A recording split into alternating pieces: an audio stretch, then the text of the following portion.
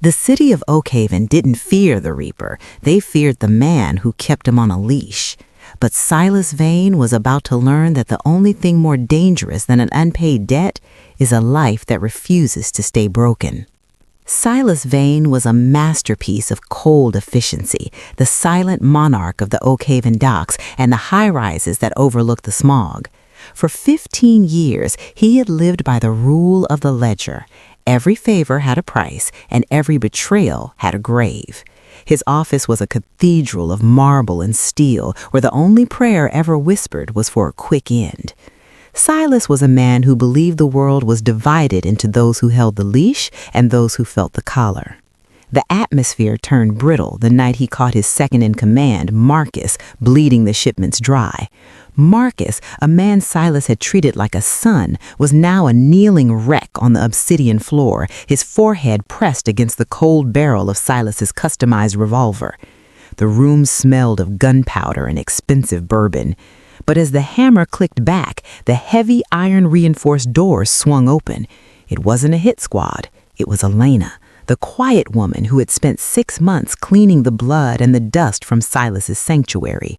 She stepped into the line of fire, her hands trembling, but her eyes fixed on the man everyone else was too terrified to look at. The purple swelling on Elena's jaw was a jagged map of a life Silas had chosen to ignore. He stared at the bruise, and for the first time in a decade, the rhythm of the hit failed him. He had built a kingdom on the silence of the dead, but the quiet defiance in this woman's eyes made him feel like a trespasser in his own office. "Move, Elena," Silas rumbled, his voice the sound of grinding stones. "This is business. This is the law of the docks." "Then your law is a lie, Mr. Vane," she whispered.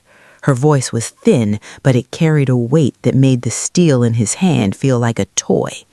She didn't flinch. She had spent a lifetime making herself small to survive the giants, but tonight she had grown too large for the room. Silas stepped toward her, the scent of expensive tobacco and cold iron surrounding her. He reached out, his thumb ghosting near the edge of the bruise. Elena didn't recoil. In that moment, Silas didn't see a maid. He saw a mirror. He realized that while he had been governing the city's shadows, he had been blind to the war raging in the lives of the people who polished his floors.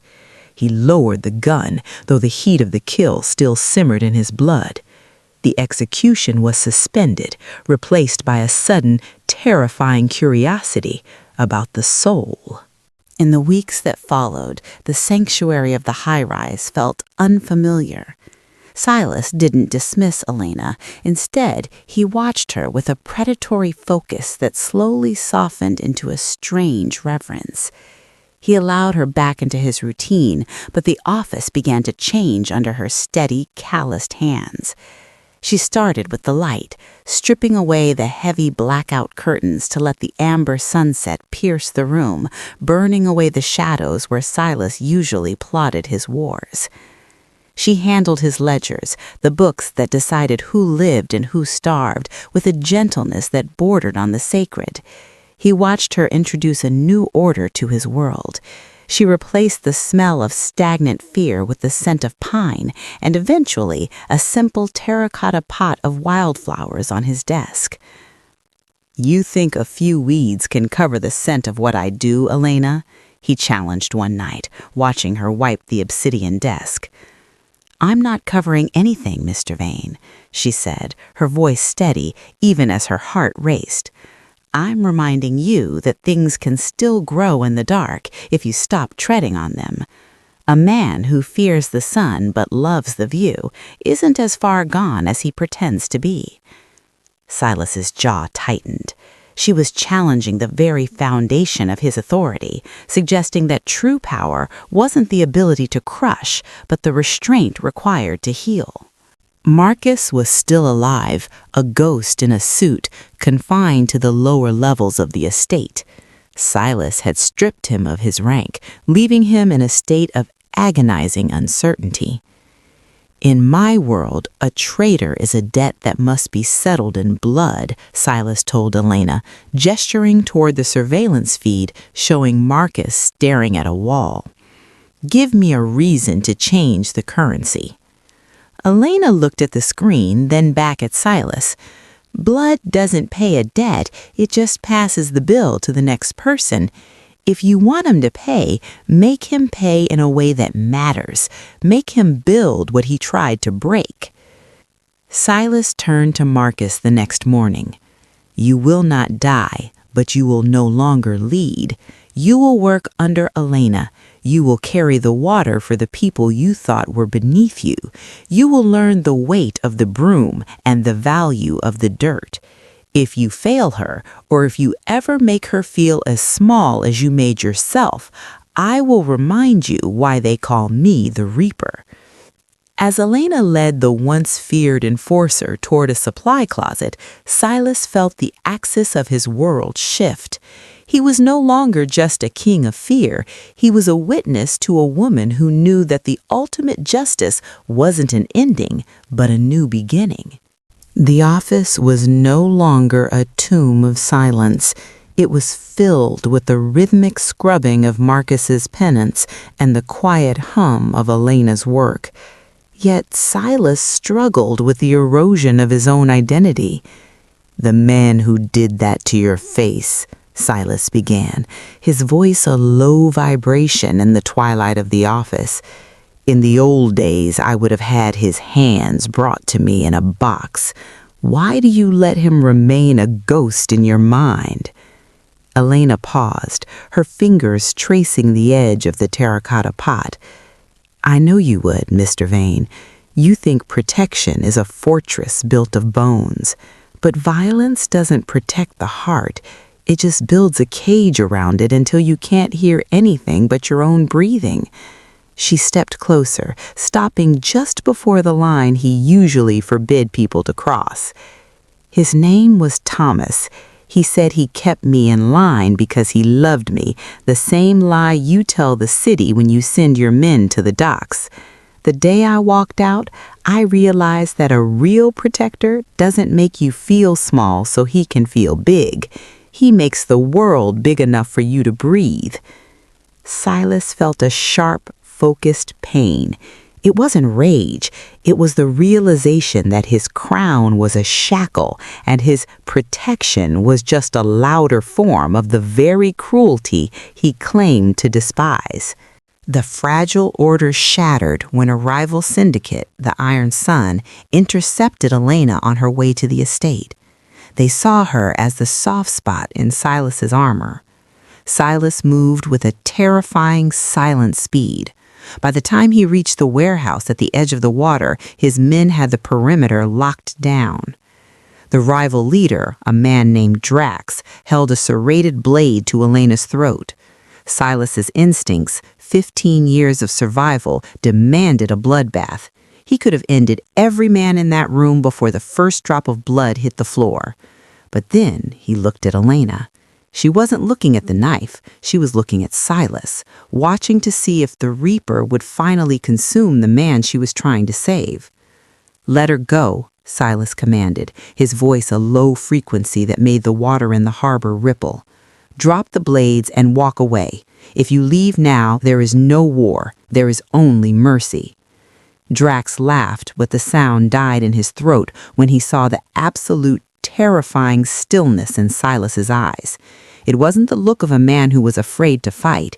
It was the look of a man who had found something more important than winning. Slowly the blade retreated.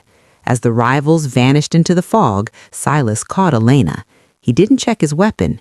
He checked her hands. He had chosen the path of the servant over the throne of the tyrant. The act of mercy at the docks spread through Oakhaven like a wildfire. Silas's captains began to murmur in the dark corners of his clubs. They saw a leader who had traded his iron for silk, a man infected by the very vulnerability he used to exploit. During a strategy meeting, a captain suggested a message be sent to a neighborhood that was falling behind on their payments. Traditionally, Silas would have nodded and the neighborhood would have burned. Instead, he looked at the wildflowers on his desk. "Negotiate," Silas said. "Lower the interest. Give them air to breathe." The room went cold. Disrespect hung in the air like smoke. Silas felt the shift. The wolves he had trained were now looking at his throat. He knew that by choosing Elena's moral compass over his own raw power, he was inviting a coup. Yet, looking at Elena's reflection in the glass, he realized he would rather die a man than live as a monster. The betrayal came on a rainy Thursday. Silas's own head of security, the man who knew every secret of the estate, moved to take the throne. He didn't strike at Silas first. He went for the foundation. He went for Elena. Silas stood in the center of his cathedral of marble, surrounded by the men he had fed and clothed, all pointing their barrels at his heart. They held Elena in the center of the room. "The girl for the keys, Silas," the traitor spat. "You've gone soft. You're a liability now.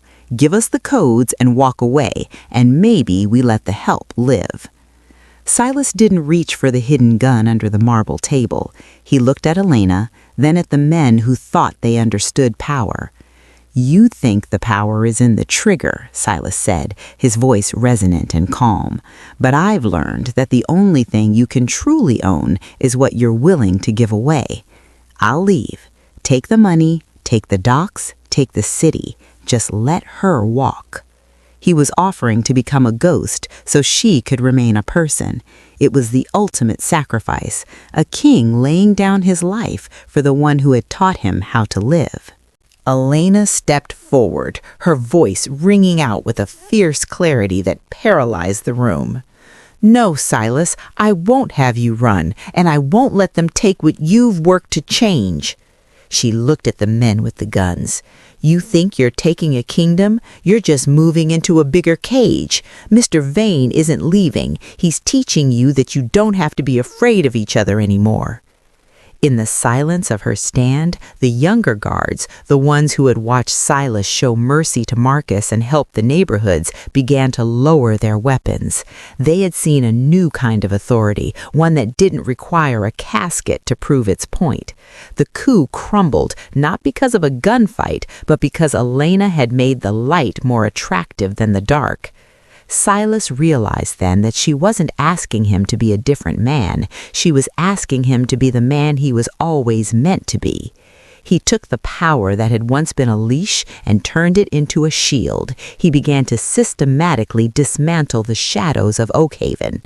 The transformation was not a quiet retreat, but a radical rebuilding. Silas Vane began to use his vast wealth to ensure that the invisible people of Oakhaven, the dock workers, the street sweepers, the overlooked, were given a stake in the city. The office became the heart of a mission to heal. Marcus, once a traitor, now ran a foundation for at-risk youth, his eyes no longer filled with greed, but with the quiet pride of a man who had been redeemed. Silas watched Elena from the balcony, a cup of coffee in his hand. He had traded his throne of lead for a life of purpose. He no longer needed to bury the noise. He was too busy listening to the music of a city that was finally learning to breathe.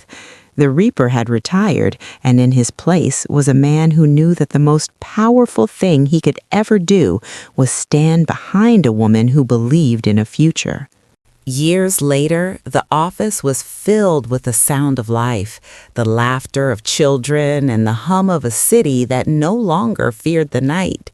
Silas stood by the window with Elena, watching the lights of Oakhaven flicker like 1,000 candles. Silas reached out, his hand covering Elena's.